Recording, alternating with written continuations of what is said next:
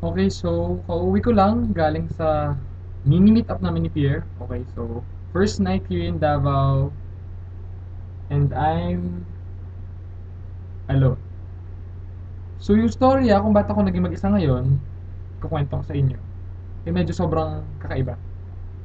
Okay, so nagsimula siya kanina. So nag-arrive. Voice ako. Okay. So dumating kami dito sa airport. Ay, oo.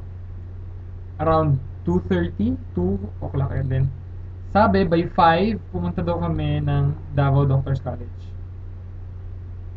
Tapos nag-meeting kami. Sobrang habang meeting as in sobrang haba. Okay.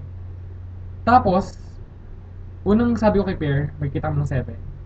Eh hindi pwede kasi nag-extend yung meeting. So sabi ko 8 o'clock. And sobrang 7:45 na hindi pa tapos yung meeting.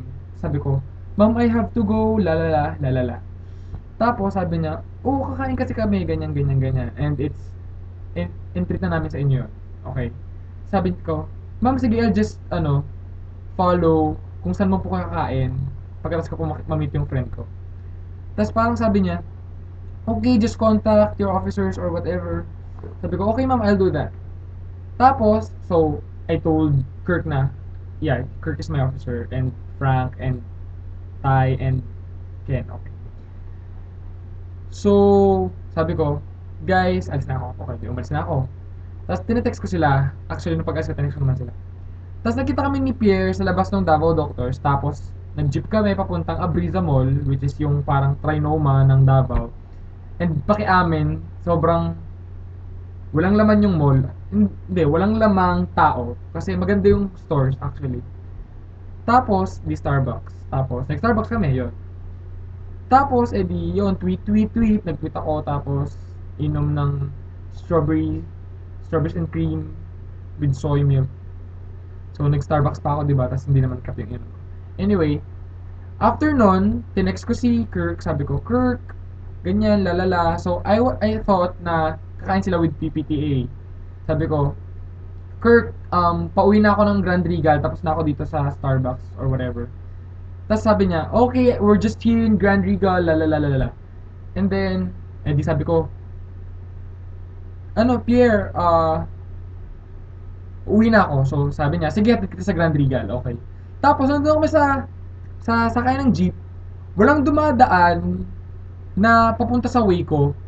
So, parang, uy, ganyan, ganyan, ganyan, ba't walang sumasakay? Tapos nagtanong na si Pierre, ganyan. Tapos, yung marami palang dumadaan na jeep kanina na Panakan, tapos pwede ko palang sakyan yun, sabi ni Pierre. O sige, magantay na tayo ng Panakan. Tapos parang, nung inantay naman namin yung Panakan, walang dumating na Panakan. So sabi ko, Pierre, ginagago tayo ng pagkakataon ng tadhana. Tapos, sabi ko, alam ko na, kasi guys, nung papunta kaming Abriza, merong tindahan ng kwek-kwek. At yung kwek-kwek, alam niyo yung itlog na may orange coating na ano, tas dito kakaiba, damn it, bakit may seaweeds? May seaweeds, tapos may pipino, tapos sasaw ng suka. Parang, kwek-kwek salad, ganun lang, kwek-kwek salad lang, parang ganun. Tapos sabi ko, gusto kong tikman yun kasi feeling ko orgasmic yung lasa. Sabi niya, okay, sige, lalala. Tapos, sabi ko, saan ba mayroon nun? Sabi niya dun daw sa Gaisano, na binabaan namin bago kami pumunta ng Abriza. So, sabi ko, malapit lang pala, okay, di lalakar natin. Tapos, don't underestimate. Kaya lang siya malapit kasi walang traffic dito sa Davao. So, ang haba nilakad namin, pero hindi ko naman minind yun. Tapos habang naglalakad kami, sabi ko, Pierre, tingnan mo. Biglang may dadaan dyan na pwede nating sakyan. Tapos, may dumaan nga. Pakiamin yun. Sabi ko, sige hindi, kakain kasi tayo ng tokneneng or kwek-kwek or whatever. So, yun. Tapos, hindi lakad-lakad kami. So, malayo nga, di ba? Tapos, sobrang, ewan, napagod ako pero okay lang. Hindi ko naman namalayan kasi nag-set ako, dagil ko eh.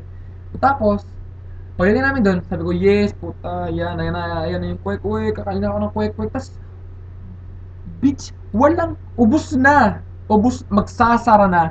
Ang tinda nilang yung ano, yung binangkal, yung ball of bread, tas parang may crack sa gitna, tas may sesame seed sa paligid. Basta yun. Ayun yung hapunan ko. Ayun na. Tas isang baso. Isang baso ng gulaman. Gatas na ginulamanan. Hindi, actually baliktad. Gulaman na ginatasan. Kasi mas marami yung gulaman dun sa inap. So, hindi siya thirst quencher. Lalo kung mauuhaw. Kaya amin. So yun, actually okay lang. Tapos kasi hindi nga sumama yung mga classmates, hindi ko sila classmates. Yung mga officers ko, hindi sila sumama dun sa libre pagkain. Parang, guys, we're on a tight budget. So, pag may libre, grab it. Okay? So, libre yun eh. And we're here as officers, di ba? So, parang, no, kasi nahiya kami. Well, fine, nakakahiya nga magpalibre. Pero, gets, kung saan kayo kumain is sobrang mahal at sobrang layo dito. Wala tayong pan-taxi, guys. Well, ako wala akong pan-taxi kasi 4,000 lang. And after this day, 1,300 na lang yung natira. Pakiamin yun. Kasi nabayaran ko na yung hotel and I don't know kung saan napunta yun. Pakiamin. Wala akong idea. Wala pa akong ginagastos actually. So good luck naman sa akin sa 3 days na natitira. Okay, so yun. Sobrang okay, loner ako pero okay lang. At least nakapag video vlog ako, di ba? Yun. So Pierre, sobrang thank you kanina. Sobrang salamat talaga. Tapos, sorry kasi naglakad tayo ng sobrang haba tapos hindi tayo nakakain ng tokmen or ng kwek-kwek or ng kung ano mang itlog na may coating na orange. Okay, sorry talaga. Tapos kambal, alam ko na inggit ka, wala akong pakialam. Hindi, joke lang. Love you, okay. Alam ko na inggit ka pero babawi ako sa'yo, okay. Tapos, wait, si Royce, okay.